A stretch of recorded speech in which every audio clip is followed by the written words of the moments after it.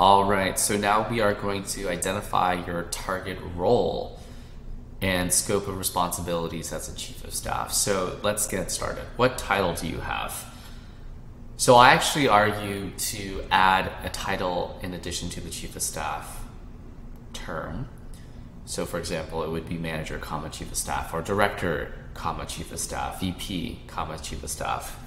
And that actually helps signal to folks internally and also externally the level of seniority that you have. It also gives you room to grow from manager to director or director to VP. So sometimes the JD won't have a title listed, and it's worth a think to identify the title that you want to have and also to bring it up in the conversation when you're interviewing for a job. Next, what is the scope, roles, and responsibilities in an interaction model?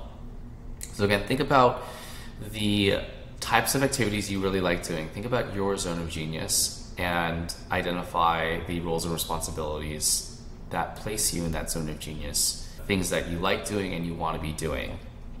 Think about the interaction model that might be good for you in terms of interfacing with the executive team. Do you like running cross-functional initiatives, which requires much more interaction? Do you like interacting with board and investor members? Do you like interacting with external vendors? Then scope. Would you rather be a jack of all trades and go across every function? Or are there defined activities like program management you want to bring forward as part of your new role? It's related to the next question, which is special skills.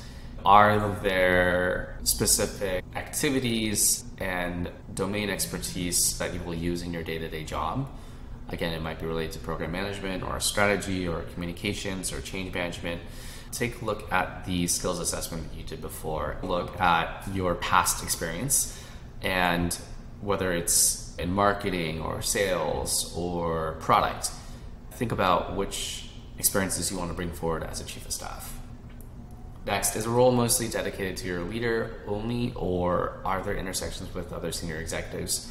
I kind of talked about this with question number 2, but think about the way that you are supporting your leader versus their leadership team. So what the percentage split might be. Next, is there an EA on your team? I think it's always great if there's an EA because it signals that there are 2 sets of tasks and responsibilities that can be divvied up between you and the EA. And oftentimes, some of the more administrative tasks can be taken on by the EA. Next, is your tour of duty time boxed or open-ended?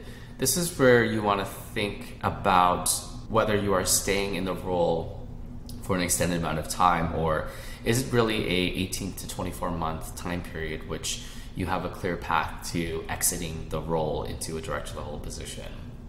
Which leads me into the next question around exit opportunities.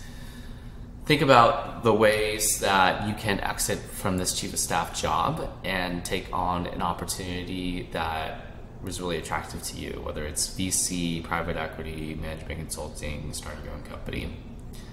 Next, think about how competitive the applicant pool might be. You got to really take stock of how attractive you are as a candidate. Next, how much do you want to get paid, whether it's in cash or equity, and when you want to start. So those are some more concrete details around the offer that might be attractive to you. So in sum, answer these questions and you can identify your target role as a future chief of staff. Complete these questions and the exercise in your workbook, and I'll catch you on the next one.